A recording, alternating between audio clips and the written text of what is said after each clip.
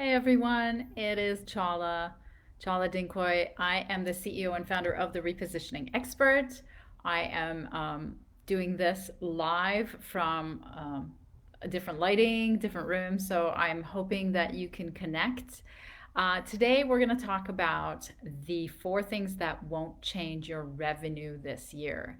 And I've had the privilege of being able to, and I can't even tell if my headset is coming through to you, but yeah, these are different conditions, so hopefully they're going to work out for you. So we got the four things this year, beginning of the year, 2021. I've been talking to a lot of entrepreneurs. I talked to a lot of entrepreneurs last year before COVID.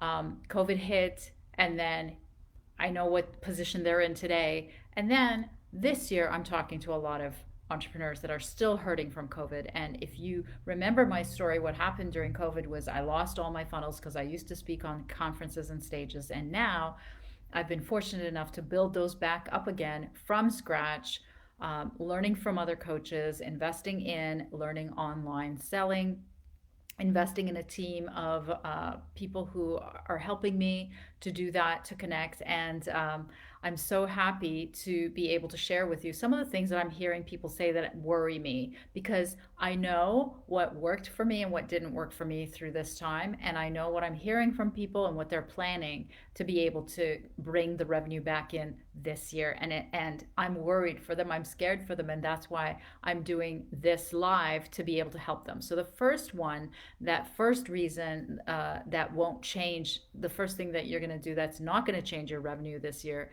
is something that I've heard from a couple of people, is their entire plan for 2021 is that they're going to take as many free trainings as possible. So that is the plan for them. They're going to take as many free trainings as possible. So there's a lot of things that are wrong with that. The first one is someone who offers free trainings and who's taken lots of free training. There's always the bigger value is what's sold in free trainings. And the bigger value of what's sold is often the accountability piece, because without the accountability of paying for something, having skin in the game, without the accountability of a coach or a group or a mentor or somebody who is going to hold your hand through the fire of the fear of what you have to pass through, and who's going to help you implement the strategies that you're learning, whether in the tree a free or paid training, you are not going to succeed if your only strategy is just to take free training.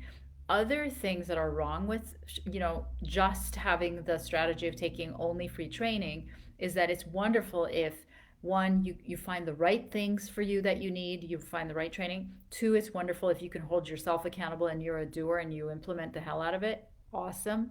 But the thing that you're missing is, you have a mindset issue around money if all you're looking for is to look for free training. And it doesn't matter where you are in your life, in your stage. I lost everything that I had. I lost all my funnels. I had nothing. I had really no income, no new income, no new potential of income. So that's what happens when you've done the work to shift your mindset from scarcity into abundance. You're able to now pay people, professionals, to teach you the things that you need to learn very quickly and to turn around your revenue situation very quickly, which is the way that it happened for me. So the second thing that won't change your revenue this year is building long online funnels for cheap stuff, to sell cheap stuff. So that's what I did at the beginning of COVID. I paid not a lot of money, because again, it was the sort of the freemium model of learning for free and then paying a little bit to implement these long online funnel strategies. And in the end, it ended up becoming very expensive because I was wasting time and killing myself and spending money on a team to be able to pull all these funnels together and to create all these funnels. And I simply didn't have the database of followers, didn't have the database of email lists to be able to sell enough numbers of a cheap thing. And my cheapest thing, I think the lowest I went was, I don't know, $400, $500. But if you don't have like thousands and thousands of people or even hundreds of people buying these things from you, it doesn't pay out, especially if, like me, you are used to a multiple six-figure income. Now, I have no idea who you are and how much money you want to make, but if you're looking to make at least six figures and multiple six figures like I was, the mistake was forming all these long, extensive funnels to be able to sell cheap stuff, which got me nowhere. And in fact, I've met businesses who have since hired me to teach them the high touch and the high sale, high ticket price to a one on one client model rather than the one to many where people are just dreaming of lying on, maybe their couch, maybe not the beach this year, but maybe on their couch and, hearing money drip into their account because they're thinking these really low priced long funnel models are working, and people have gone bankrupt trying to pay people to learn and to do these things. So it's one of the things, if you're thinking of doing it, may not, and in my experience it hasn't changed your revenue this year. Okay, so the third thing that's not going to change your revenue this year is virtual events. Looking for virtual events to speak at and to network at. Again, I'm putting this on the table as something that didn't work for me. I used to convert multiple six figures, easily multiple six figures by myself with only one half VA. And all I did was just speak at conferences. And then I would close business six figure days very easily in, very short amount of time. So the reason why that doesn't work anymore, at least for me, is because virtual conferences look very different. Even if, and especially my target market, who is the multi-millionaire CEOs who are B2B, business owners, they can look like they're signed into the conference, and maybe sometimes they do listen, but most of the time they're on the phone with a client or with their subordinates. They are not at the conference. And the other part of the conference that, the high level decision makers they used to take time out from their regular scheduled life and get on a plane and have to be there in front of you, next to you, sitting at a table or at a booth. Now, those booths are virtual booths. You talk to people through texting. You meet people, you go to virtual tables, and you go into virtual breakout rooms, and you're subjected to these clocks and countdowns to be able to interact with them. So it is a completely different ball game. And as a result, even though I have gotten to go to a number of virtual events and have spoken to a number of them, at a number of them, they have not converted in the same way for me. And if you're thinking that that's what's going to change your revenue this year, is that you're going to be speaking at a lot of these virtual conferences and virtual events, I would caution you because they are not the same. They do not convert the same way. And the audience is not as captive as you always thought they were. At least they used to be when they were in person, in flesh and blood. Really hard to ignore someone when they ask you to pass the salt, and so easy to ignore them when they're on Zoom or on some sort of virtual platform. Okay, so the last thing that won't change your revenue this year is the do-it-yourself / proximity advice.